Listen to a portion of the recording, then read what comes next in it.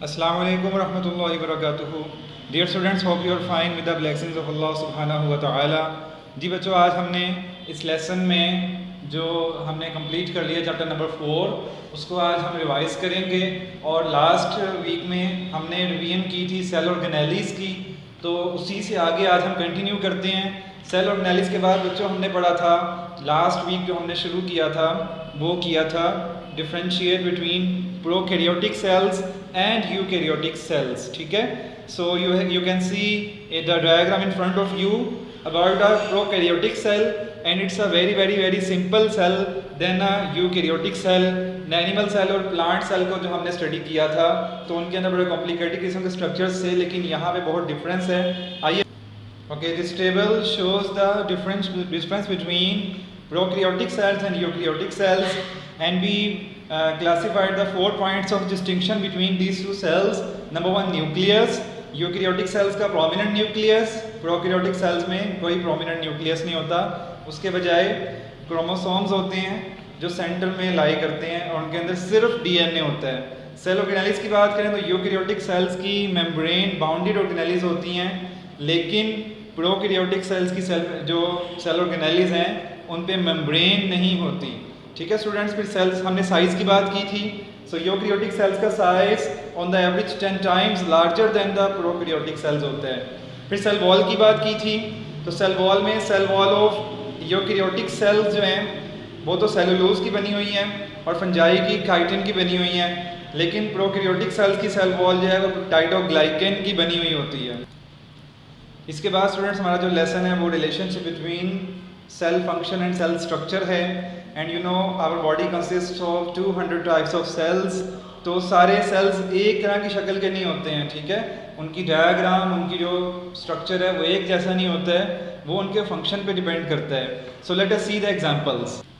जी, अगर हम शेप और साइज़ की बात करें तो शेप और साइज़ के लिहाज से इन्होंने एग्जांपल्स दिए हैं। रेड ब्लड सेल्स की राउंड शेप है ताकि उसमें हीमोग्लोबिन मॉलिक्यूल आ सके। ठीक है, नर्व सेल्स ने नर्व इम्पल्स लेके जाना होता है ब्रेन तक, तो वो लॉन्ग सेल्स होते हैं। इस तरह जाइलम सेल्स ने वाटर ट्रांसपोर्ट करना होता है प्लांट्स के अंदर, तो उनके ट्यूब लाइक सेल्स होते हैं। ठीक है, फिर surface area to volume ratio की बात करें तो रूट हेयर के सेल्स होते हैं, जो जड़ों में सेल्स होते हैं, उनका सरफेस एरिया इसलिए लार्ज होता है ताकि वो ज़्यादा से ज़्यादा वाटर को एब्जॉर्ब कर सकें। इसी तरह से सेल्स जिनके अंदर सेक्रीशन ज़्यादा बननी होती हैं उनमें मोर कम्प्लेक्स एंडोप्लाज्मिक रेटिकुलम और गोल्जी अपरेटस होता है। इससे जिन सेल्स में फोटोसिंथेसिस का प्रोसेस होना होता है उनके अंदर क्लोरोफिल होता है।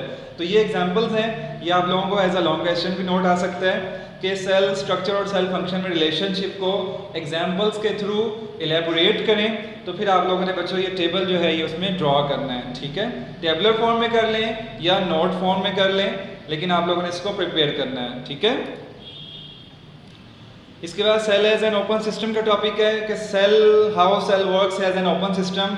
सो ओपन सिस्टम उसको कहते हैं कि जिसके अंदर सब्सटेंसेस या कोई मटेरियल्स सिस्टम के अंदर एंटर भी हो सकें और सिस्टम से बाहर भी जा सकें, लेकिन सिस्टमेटिकली ये काम हो। ये नहीं है कि हर चीज़ अंदर आ रही है और हर चीज़ अंदर से बाहर जा रही है। ठीक है, तो सेल के अंदर जो स्टूडेंट सेल मेम्ब्रेन होती है वो ये फंक्शन परफॉर्म करती है as a semi permeable membrane. Okay, next topic जो आपको लास्ट में नजर आ रहा है, cell size and surface area to volume ratio. इसको समझते हैं। आप देख सकते हैं स्टूडेंट्स कि इसमें लार्ज सेल है और स्मॉल सेल्स हैं। तो स्मॉल सेल्स का जो हमने सरफेस एरिया निकाला जिसके अंदर 27 क्यूब्स हैं, जबकि लार्ज सेल के अंदर सिर्फ एक क्यूब है, तो एक क्यूब का सरफेस एरिया 5400 माइक्रोमीटर स्क्वायर आया, जबकि 27 क्यूब्स का एरिया इससे 3 टाइम्स ज़्यादा आया है, 16,200। सो इससे हमने कंक्लूजन ये ड्रॉ किया कि स्मॉल सेल्स की जो मेम्ब्रेन्स होती हैं उनके अंदर जो है वो मूवमेंट ऑफ मटेरियल्स ज़्यादा इजीली हो सकती है, जिसकी रीज़न ये है कि उनका सरफेस एरिया लार्ज होता है as compare to large cells. ठीक है, इसके बाद हमने टॉपिक स्टार्ट किया था passage of molecules into and out of the cells. ठीक है, कुछ ऐसे प्रोसेसेस हैं जिनको फॉलो करते हुए प्लांट जो एनिमल सेल्स हैं या प्लांट सेल्स हैं इनमें से मटेरियल्स इन और आउट मूव होते हैं। ठीक है, तो उसमें जो है नंबर 1 पे डिफ्यूजन है। Diffusion is the movement of molecules from an area of higher concentration to area of lower concentration, ठीक है। और ये कुदरती फिनोमिना है कि जहाँ पे कोई मटेरियल ज़्यादा होगा वो उस तरफ मूव कर जाएगा जहाँ पे उस मटेरियल की अमाउंट कम है, ठीक है। और ये पैसिव ट्रांसपोर्ट होती है, इसलिए इसमें हमारी बॉडी एनर्जी नहीं लगाती है, ये खुद ब खुद ये प्रोसेस होने लग जाता है, ठीक है। इसके बाद नेक्स्ट टाइप है फैसिलिटेटेड डिफ्यूजन। और इसमें स्टूडेंट्स क्या होता है कि हायर कंसंट्रेशन से लोअर कंसंट्रेशन पे तो मूव करते हैं, ठीक है, लेकिन इसमें जो डिफ्यूजन होती है वो थ्रू प्रोटीन्स होती है।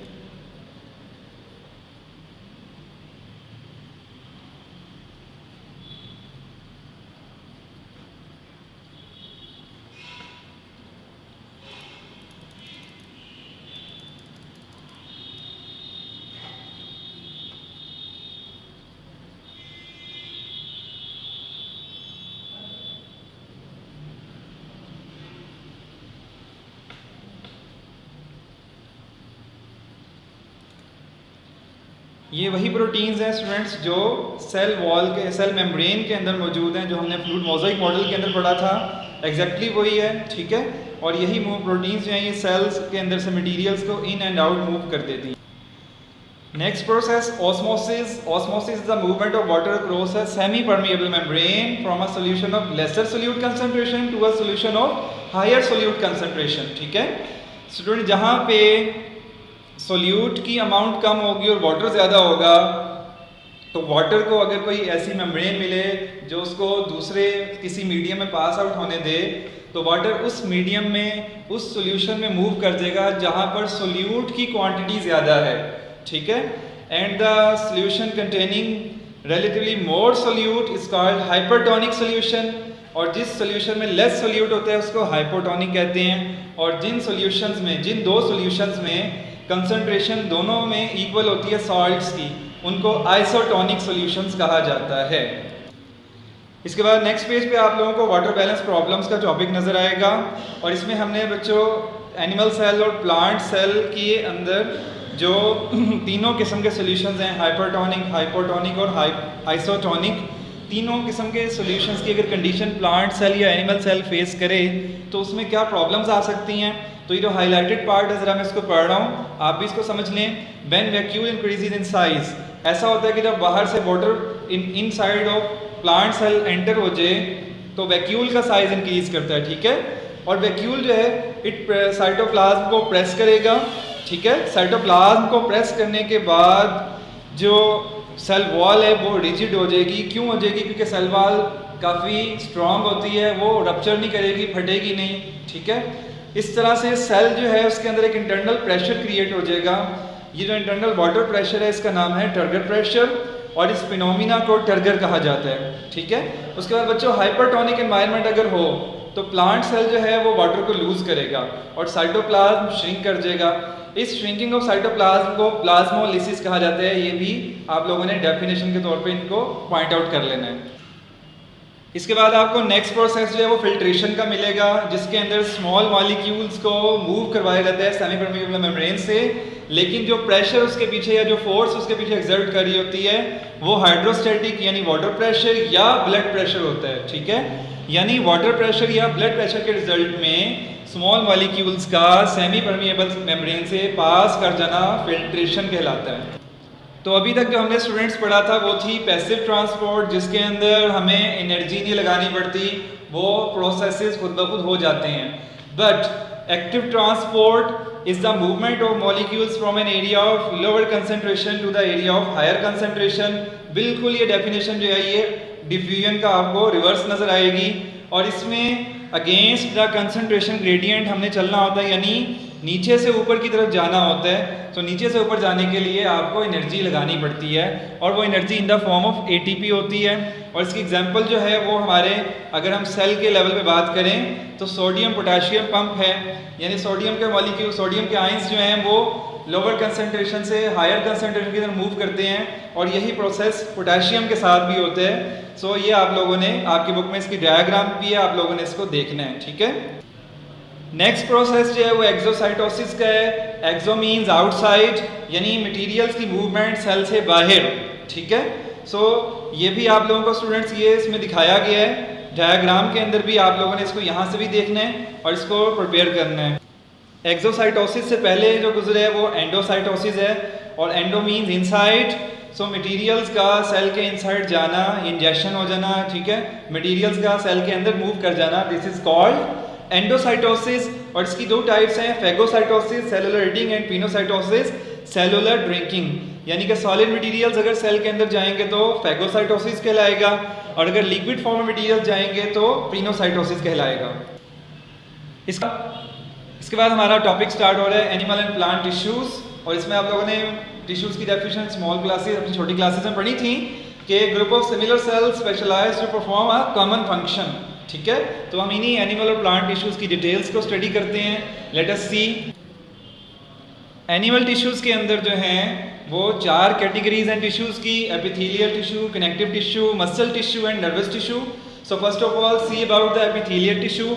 इसमें बच्चों हम लोगों ने पढ़ा था कि एपिथेलियल टिश्यू जो होते हैं हमारी बॉडी की या हमारे ऑर्गन्स की आउटसाइड्स को कवर करते हैं, या हमारी बॉडी में कोई कैविटीज़ हों, कोई खला हो तो उनकी आउटसाइड को बनाते हैं, ठीक है। और ये सेल्स आपस में वेरी क्लोजली पैक्ड होते हैं, और इसकी आगे शेप के लिहाज से और फंक्शन के लिहाज से डिफरेंट टाइप्स हैं। हमने उसमें से जो हैं कुछ टाइप्स को स्टडी किया था। So let us see their diagrams. जी, स्क्वेमस एपिथेलियम जिसमें सिंगल लेयर ऑफ सेल्स थी, ठीक है। क्यूबॉइडल एपिथेलियम जिसमें क्यूब फॉर्म में सेल्स जो हैं वो अरेंज थे, ठीक है। स्ट्रेटिफाइड स्क्वेमस एपिथेलियम जिसमें स्क्वेमस एपिथेलियम की तरह एक लेयर नहीं थी बल्कि फ्लैट सेल्स की बहुत सारी लेयर्स थी, ठीक है। फिर कॉलम शेप के सेल्स जो एपिथेलियम बनाते हैं, और फिर सीलिएटेड कॉलमनर यानी कि कॉलम शेप के सेल्स होते हैं लेकिन उनके ऊपर सीलिया होता है, ठीक है। तो आप लोगों ने बच्चों इनके बारे में पढ़ा था कि ये कहाँ कहाँ मौजूद हैं, तो आप लोगों ने कम्प्लीटली इनको जो है वो प्रिपेयर करना है। ये एक लॉन्ग क्वेश्चन के तौर पे एक बार ये बोर्ड में आया भी हुआ है कि एपिथेलियल टिश्यूज़ के ऊपर आप लोगों ने कंप्लीट नोट जो है वो लिखना होता है उसमें। इसके बाद कनेक्टिव टिश्यूज़ की बात करें तो इनका फंक्शन कनेक्टिंग होता है, और ये हमारी बॉडी में सपोर्ट का काम देते हैं और मटेरियल्स को बाइंड करने का काम देते हैं। इसकी एग्जांपल में कार्टिलेज, बोन, और ये हमारे ब्लड टिश्यूज़ हैं और हमारे एडिपोज टिश्यूज़ हैं, ठीक है। तो आप लोगों ने जो मैंने आपके सामने मार्क कर दिया है इसको एज इट इज़ प्रिपेयर करना है। इसके बाद स्टूडेंट्स हमारे मसल टिश्यूज़ हैं। Muscle tissues basically consist of bundles of long cells, ठीक है। इसमें सेल्स बंडल फॉर्म में होते हैं, और इसमें हमने 3 टाइप्स पढ़ी थी। स्केलेटल मसल्स जो हमारी बोन्स से अटैच होते हैं, ठीक है। उसके बाद हमने पढ़ा था स्मूथ मसल्स जो कि हमारी एलिमेंट्री कैनाल और ब्लड वेसल्स के साथ अटैच होते हैं, और फिर हमने पढ़ा था कार्डियक मसल्स जो कि हमारे हार्ट की वॉल्स को बनाते हैं। इसके बाद बच्चों जो लास्ट में था वो था नर्वस टिश्यूज़, और नर्वस टिश्यूज़ के बारे में हमने पढ़ा कि बेसिकली इनका काम कम्युनिकेशन सिस्टम डेवलप करना है ब्रेन का पूरी बॉडी के साथ, और ये हमारे सारे ऑर्गन्स, हमारी स्किन, हमारे सेंसरी ऑर्गन सबसे अटैच होते हैं, और ये ब्रेन तक राब्ता कायम करते हैं, और फिर ब्रेन से हमारे बाकी बॉडी पार्ट्स तक, हमारे मसल्स वगैरह, हमारे ग्लैंड्स सब तक ये राब्ता बहाल करते हैं। और इसमें जो इनके जो सेल्स हैं उनको हम नर्व सेल्स कहते हैं, और ये नर्व इम्पल्स को यानी मैसेज जो ब्रेन तक पहुंचाना होता है या ब्रेन से बॉडी पार्ट्स तक पहुंचाना होता है उसको ये ट्रांसमिट करते हैं। और नर्वस टिश्यूज़ की अगर हम बात करें ये कहाँ पाए जाते हैं तो ये ब्रेन, स्पाइनल कॉर्ड और हमारी नर्व्स को बनाने वाले टिश्यूज़ हैं।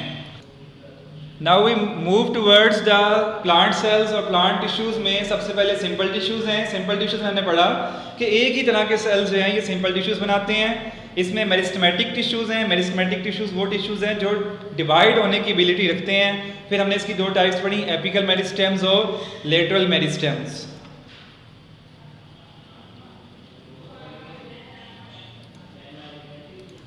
इसके बाद बच्चों हमने परमानेंट टिश्यूज़ के बारे में पढ़ा। परमानेंट टिश्यूज़ वो होते हैं जो डिवाइड होने की एबिलिटी नहीं रखते हैं। इसमें मज़ीद आगे 3 तरह के टिश्यूज़ हैं, एपिडर्मल टिश्यूज़, ठीक है, और ग्राउंड टिश्यूज़ और स्पोर्ट टिश्यूज़, ठीक है। तो हमने इन तीनों की डिटेल्स को पढ़ा था।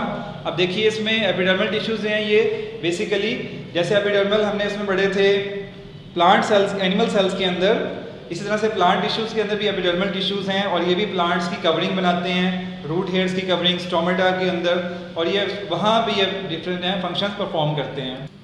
इसके बाद ग्राउंड टिश्यूज़ की बात की हमने, तो पैरेन्काइमा सेल्स के बने होते हैं, आपको ऊपर डायग्राम में नज़र आ रहे हैं। स्फेरिकल शेप के सेल्स होते हैं, लेकिन अपने पॉइंट ऑफ एंडिंग की तरफ से ये फ्लैट होते हैं, ठीक है। और लीव्स के अंदर ये मीजोफिल में होते हैं, जहाँ पे इन्होंने फोटोसिंथेसिस का प्रोसेस करना होता है। इसके अलावा बड़े इंपॉर्टेंट फंक्शंस होते हैं इनसे रिलेटेड, यानी रेस्पिरेशन को और प्रोटीन बनाने को ये जो है साइट प्रोवाइड करते हैं, जगह देते हैं।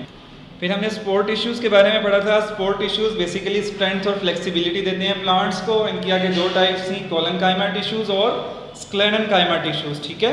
सो कोलनकाइमा और स्क्लेरेनकाइमा की डिटेल्स के बाद हम लोगों ने टॉपिक स्टार्ट किया था कंपाउंड या कम्प्लेक्स टिश्यूज़ का, और इसकी डिफाइन हमने इस तरह किया था कि these tissues are composed of more than one type of cells. और इसमें हमने बड़ी मशहूर एग्जांपल्स ली थी। जाइलम टिश्यूज़ की स्टडी की। जाइलम टिश्यूज़ के अंदर दो तरह के सेल्स हमने पढ़े थे स्टूडेंट्स, बेसल एलिमेंट्स और ट्रैकीड्स, ठीक है। और जाइलम टिश्यूज़ का main function transport of water to the other parts of the plants है। इस तरह से फ्लोइंग टिश्यूज़ के बारे में हमने पढ़ा था। फ्लोइंग टिश्यूज़ में भी दो तरह के सेल्स हैं, सीव ट्यूब सेल्स और कंपेनियन सेल्स, और इनका जो फंक्शन है वो डिजॉल्व्ड ऑर्गेनिक मैटर को different parts of plant body में ट्रांसमिट करना होता है, ठीक है। तो यहाँ तक स्टूडेंट्स हमारा लेसन जो है वो कंप्लीट हो गया है। कल इंशाल्लाह कल के लेसन में हम एक्सरसाइज के क्वेश्चंस और जो बोर्ड क्वेश्चंस आए हैं इस चैप्टर से रिलेटेड उनको इंशाल्लाह डिस्कस करेंगे। तब तक के लिए अल्लाह हाफिज़।